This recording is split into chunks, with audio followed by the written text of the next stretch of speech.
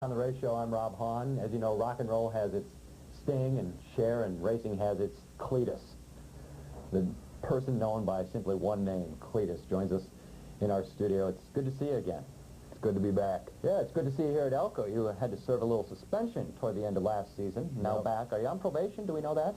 Well, I'm sure that I'm always on probation, but You're probably up to, triple or quadruple secret probation. Secret, double, at least double secret probation. Well, let's flash back real quickly and tell us what happened to put you in your sentence, or on your sentence. I wasn't last year, sometime in the middle of summer, I guess. I wasn't real happy with the outcome of the start of a race and a certain driver. Would that be the asphalt assassin? That, you are correct. That would be the asphalt assassin. I think the green came out and he never got on the gas, which crashed pretty much everybody behind him, and he was on the outside pole, so I got a little frustrated and wanted him to know that I wasn't too happy with him. Terry had let me know that he wasn't too happy with you, right? Right. And Terry said, well, if you take a swing, I'm going to have to get you out of here. And I said, start writing up the paperwork, because I'm going to. So our own Muhammad Ali. Yep. Very, very nicely done. Let's flash forward to this year. You're working with Jonathon Eilen, who had an incredible night out, his first time in a late model, finishing second 2 weeks ago in the feature race. Yep, it was a good, for fresh out of the box. We practiced on Thursday. We had track running from noon to 4. Came out, that whole session went good. Stayed around and practiced a little bit that night. Still seemed to be good. Got the car a little bit better. And, I mean, for right out of the box, we couldn't ask for nothing more.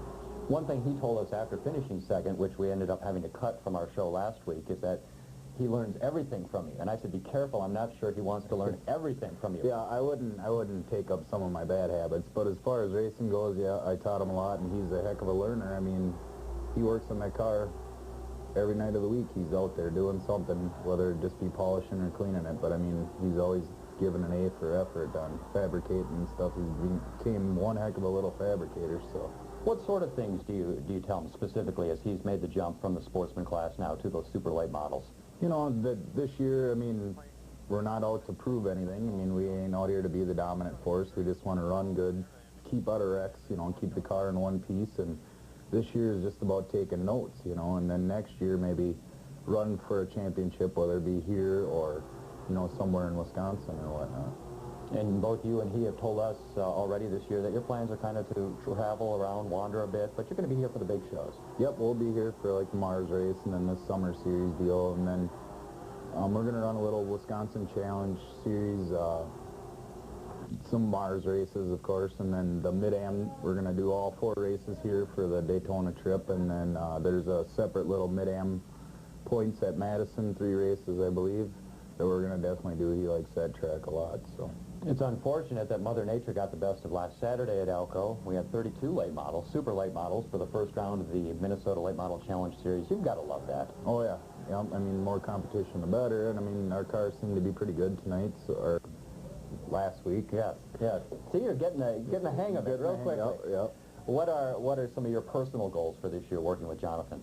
Oh, I mean, to run good. I mean, we don't want to be running around the back, but, I mean, every time that we come here, I want to run, up in the top 5 is our goal. I mean, just make us better as a team, that if we can come here every once in a while and just still remain to run up front, it's good. I mean, this week was going to be a true test to see if we didn't screw the car up too bad during the week, trying to make changes better, because it's a whole new ball game to me. I haven't worked with late models that much, That's a real optimistic approach. We're trying not to screw the car up anymore. Right, yep. I mean, now you find that every little 16th of an inch makes a difference, and you can go one way or the other, so. Was there any concern after that successful first night out that you had to settle him down a little bit, or might have to settle him down, that his expectations now might be so high, having done so well?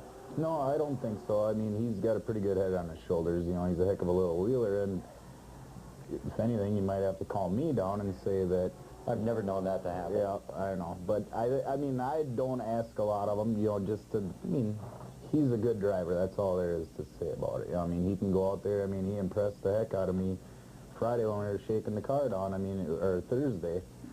I mean, he was out there, and in 5 laps, he's burying her in the corner, and I'm like...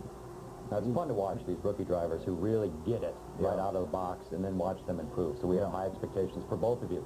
Now, is it true, before we wrap here, that Conrad Jorgensen, who you used to work very closely with, stood up at a driver's meeting at Elko a couple weeks ago and said, for anyone who wanted to listen, you were not spotting for him this year. Yep, I'm sure of that. You know, he likes to wash his hands. He's got a whole new little program going over there that seems to be working out pretty good, so I'll keep my nose out of his. You're always the butt of someone's joke, aren't you? Yeah.